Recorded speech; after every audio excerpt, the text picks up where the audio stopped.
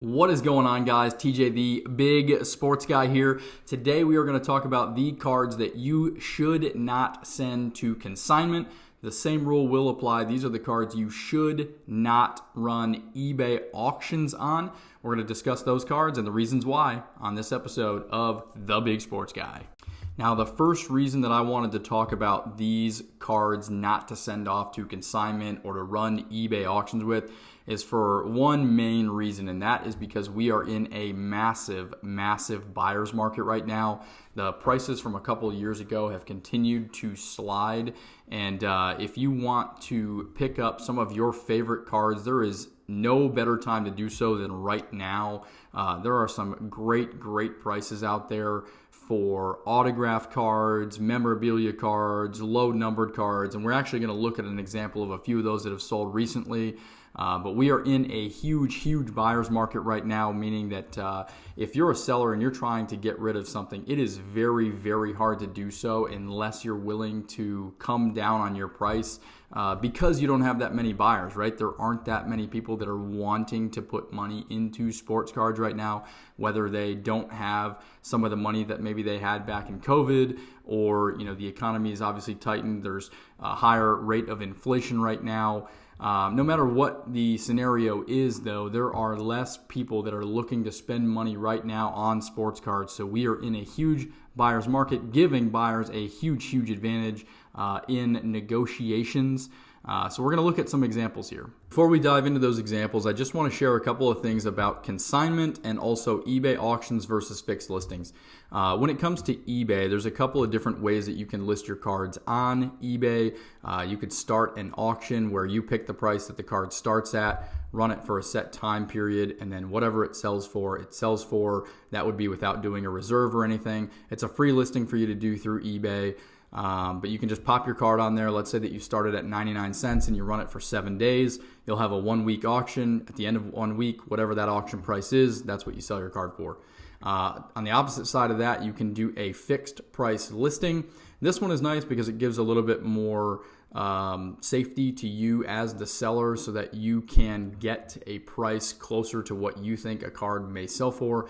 Obviously, if you list a card for 99 cents and it goes for $50 because that's where the auction ends, you're going to get $50 less the fees that eBay charges.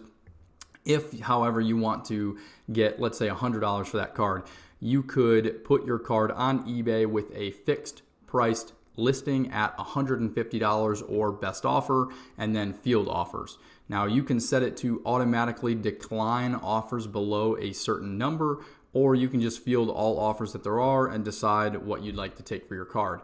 So some of the pros and cons of each of those. For the auction listing, the pro is if you really don't care how much you get for a card, you just want to get rid of some product, you can throw 10, 15, 20 cards on eBay, let them run for a week at 99 cents. They will all sell.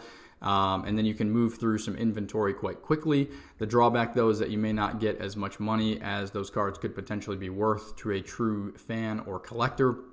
So on the other side of that, with the fixed price listing, let's say that you list all of your cards for $200 or best offer, and they're kind of in that price range. It may take you a little bit longer to sell. You may not, flip through your inventory in 4, 5, 6 days. It may sit for 2 or 3 months. But the nice thing about that is you can be selective and you can wait for the right person to come along to see your listing who's actually a true collector or a true fan of that player or of that card.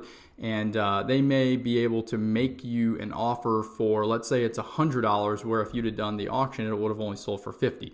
So, there's a big difference between people buying something just because it's ending on an auction and they think, wow, that's a cheap price for it, let me go ahead and snap it up, and actually waiting for someone who may see more value or potential value in that card. And so fielding those offers is sometimes a better way to go, even though it takes a little bit longer to sell those cards. All right, there are 2 cards specifically that I want to talk about that I saw that were on consignment with DC Sports Cards recently. As you guys all know, I did use them for consignment, had a very good successful turnaround with some cards that I wanted to get rid of. But I saw this actually posted in a Tom Brady Facebook group that I'm in because I'm interested in Tom Brady, so I'm always looking for cards to potentially buy. I'm actually a little disappointed. These ended at a weird time, and I was not able to snag these because I would have, especially for this first one. But just wanted to point this out. So I went to the listings on eBay. I followed these. I'd actually placed bids on a couple of these because I was going to buy them. But the first one, I'm going to throw them up here on the screen as well. A 2019 Spectra Tom Brady Nebula Prism. It's a BGS 8.5. It's numbered 1 out of 2. So there are only 2 of this specific card. This is numbered 1 out of 2. Sold for $375 plus $5 for shipping through DC Sports Card. So this person sent in this card on consignment to DC. They have a massive audience, obviously, tons of feedback, tons of followers, and this card sold for $375. Now, if you know anything about Tom Brady or his card market, obviously it's one of the highest ones out there only because he's the greatest quarterback of all time. He's got the most Super Bowls. I don't really need to say it. But this is crazy. If you look at some of his one-of-ones, like a base type one-of-one from any of these kinds of products, whether it's Spectra, Mosaic, not necessarily Prism. Prism always goes for a little bit more, but any of these other brands that aren't the flagship one-of-one type product that you see go for $50,000, any of these one-of-ones will go for $1,200 to $1,500 for Tom Brady, especially recently. Prior to this, they were a little bit more, but recently it seems like they go in kind of that price range. $375 for a card that's numbered 1 out of 2 and is already graded, so it's encapsulated, it's going to be protected, of Tom Brady. I think this is an absolute steal. Whoever picked this up for $375 they should be very, very happy with this purchase. The person that sent it off to consignment, this is a great reason right here why you put a fixed price listing on eBay and field offers. They could have put this for $1,000 or best offer, and I guarantee you someone would have offered $500 or more. $375 for this, way, way, way too cheap. The second card is also a Tom Brady, of course. I was following this one also. I believe I placed a bid around $150 or maybe $100 when it first got started. So this is a 2019 Obsidian Contra Electric Etch Tunnel Vision, numbered 1 out of 7. It is a die cut. It's a white card. I'll put it up here again on the screen so you guys can see that. This one sold for $260. Now, I know the market is softening. Prices have come down. $260 for this one, I think, is actually pretty fair because it is out of 7. It's not really a key year for Brady. It's 2019. So this one right here, they probably did okay. If I'm the seller, I'm probably not too mad that I got $260 for this one. But again, a great opportunity to try to maximize on a card that there's only 7 of, especially when it's Tom Brady himself. Now, if this card was of a player that you can pick up every day or a player that's still playing, even a Patrick Mahomes, although his values are higher than a lot of the other quarterbacks, if this is a Tua or a Jalen Hurts or a Kyler Murray or something like that, those guys are still playing. They've got a long career ahead of them, potentially. You can probably pick up more of these. Of Tom Brady, the guy who's won the most Super Bowls, it's numbered to 7. I don't know. I still think this is probably a pretty good deal. If it's me, though, I'm doing a fixed price listing on eBay. I'm probably going to list this at $500 or best offer.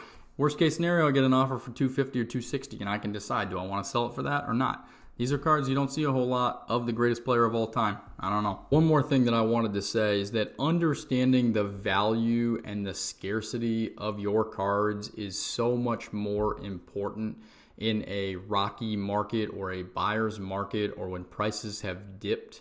Obviously when things are going well and prices are at an all-time high, it's easy to move inventory. It's easy to move product. There's a lot of money flowing through the hobby. It's easy to get whatever you want for a certain card.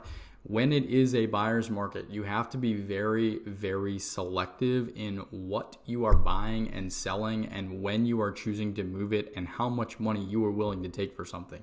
Just because the majority of base cards and rookies of Zion and John Morant and some of these guys that were all hyped up start to fall off does not mean that your card of an all-time great that's an auto or a patch or whatever should be sold for less money.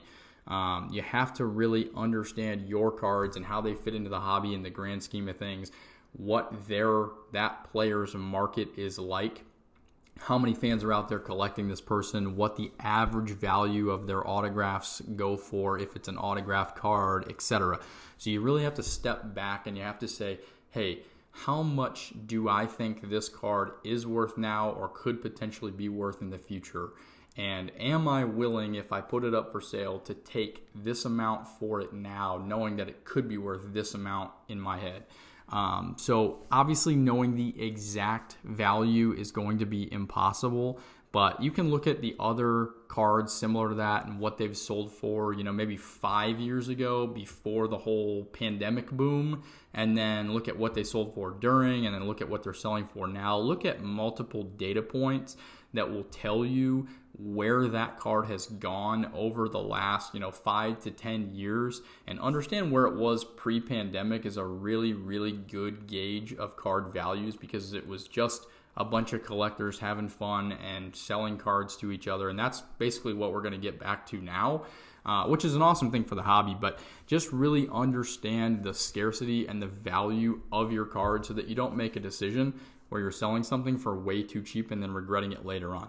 Although you will probably have a chance to buy it back or something very, very similar. But just keep those things in mind when you're buying and selling. Thank you everyone for checking out another video from the Big Sports Guy. If you haven't done this, please subscribe to the channel, drop a comment below to let me know what you thought, and like the video, and I will catch you next time.